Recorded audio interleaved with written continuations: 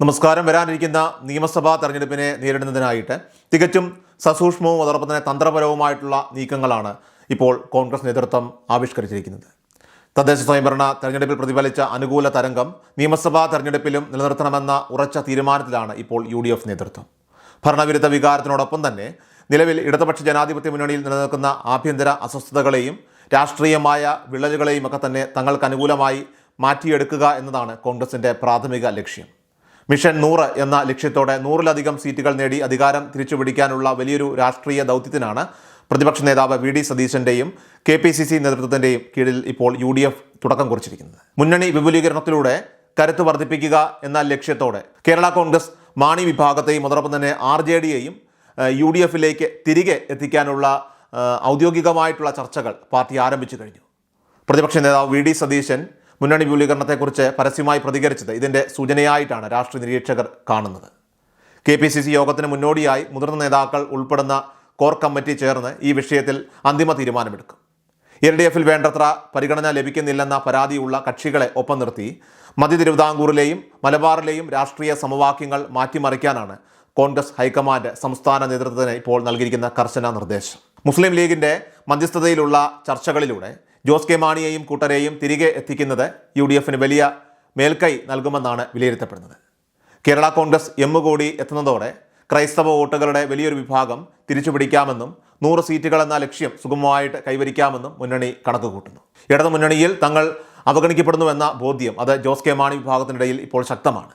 ഈ രാഷ്ട്രീയ സാഹചര്യം മുതലെടുത്ത് പഴയ സഖ്യകക്ഷികളെ പുനഃപ്രവേശിപ്പിക്കുന്നത് വഴി LDFിൻ്റെ അടിത്തറ തകർക്കുക എന്ന തന്ത്രമാണ് UDF കോർ കമ്മിറ്റി ഗൗരവമായിട്ട് ഇപ്പോൾ ചർച്ച ചെയ്യുന്നത്.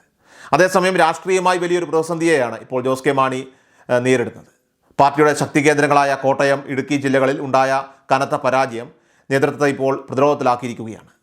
പാലാ നഗരസഭയിലെ തിരിച്ചടിയും പാർട്ടി ചെയർമാൻ്റെ സ്വന്തം വാർഡ് കോൺഗ്രസ് പിടിച്ചെടുത്തതും കേരള കോൺഗ്രസ് എമ്മിന് വലിയ രാഷ്ട്രീയ നാണക്കേടാണ് ഇപ്പോൾ ഉണ്ടാക്കിയിരിക്കുന്നത്. ഇതിന് പുറമെ LDFിൽ നിലവിൽ പാർട്ടി മത്സരിക്കുന്ന 3 നിയമസഭാ സീറ്റുകൾ CPM തിരിച്ചെടുക്കാനായിട്ട് ഒരുങ്ങുന്നുവെന്ന വാർത്തകൾ കൂടി പുറത്തു വന്നതോടെ ജോസ് കെ മാണി ക്യാമ്പിൽ ഇപ്പോൾ ആശങ്ക പുകയുകയാണ്. ഇടതു മുന്നണിയിൽ തുടരുന്നത് അത് പാർട്ടിയുടെ അസ്തിത്വത്തിന് തന്നെ ഇപ്പോൾ ഭീഷണിയാണെന്ന വികാരം അത് അണികൾക്കിടയിൽ പോലും ശക്തമായി ഉയർന്നിട്ടുണ്ട്. കോട്ടയം ജില്ലയിൽ CPM നൽകിയ വലിയ തോതിലുള്ള സീറ്റുകളിൽ ഭൂരിഭാഗവും വിജയത്തിലെത്തിക്കാനായിട്ട് കേരള കോൺഗ്രസ് എമ്മിന് സാധിച്ചില്ല എന്നത് ഇടതു മുന്നണിക്കുള്ളിലും വിമർശനങ്ങൾക്ക് വഴി തുറന്നിട്ടുണ്ട്. സ്വന്തം ചിഹ്നത്തിന് പകരമായിട്ട് ഇടതു സ്വതന്ത്രരായിട്ട് മത്സരിച്ച പലയിടങ്ങളിലും തിരിച്ചടി നേരിട്ടത് പാർട്ടിയുടെ ജനസ്വാധീനം കുറഞ്ഞതിൻ്റെയൊക്കെ ലക്ഷണമായി തന്നെ കണക്കാക്കപ്പെടുന്നു. ജില്ലാ പഞ്ചായത്ത് ഡിവിഷനുകളിൽ ഉണ്ടായ കുറവും പാലാ നഗരസഭയിലെ ബിനു പുളിക്കകണ്ടം കുടുംബത്തിൻ്റെ വിജയവുമൊക്കെ തന്നെ പാർട്ടിയുടെ അടിത്തറ ഇളക്കിയതിൻ്റെ തെളിവാണ്. ഈ ഒരു സാഹചര്യത്തിൽ വരാനിരിക്കുന്ന നിയമസഭാ തെരഞ്ഞെടുപ്പിന് മുൻപായി തന്നെ ഒരു രാഷ്ട്രീയ പുനർചിന്തനം നടത്തിക്കൊണ്ട് UDFിലേക്ക് മടങ്ങണമെന്ന ആവശ്യം പാർട്ടിയിലെ ഒരു വിഭാഗം നേതാക്കൾ ഉയർത്തുന്നുണ്ട്.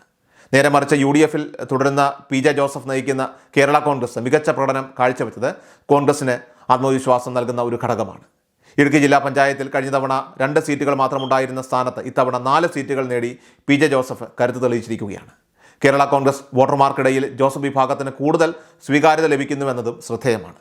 ഇടുക്കി, കോട്ടയം മേഖലകളിലൊക്കെ തന്നെ UDFിന് ലഭിച്ച ഈ പുതിയ ഉണർവ് വരാനിരിക്കുന്ന നിയമസഭാ തെരഞ്ഞെടുപ്പിൽ വലിയ മാറ്റങ്ങൾ ഉണ്ടാക്കുമെന്നാണ് പ്രതീക്ഷിക്കുന്നത്. വരും ദിവസങ്ങളിൽ KPCC കോർ കമ്മിറ്റി എടുക്കുന്ന തീരുമാനങ്ങൾ അത് കേരള രാഷ്ട്രീയത്തിലെ പുതിയൊരു അധ്യായത്തിന് തുടക്കം കുറിക്കുമെന്ന് ഉറപ്പാണ്.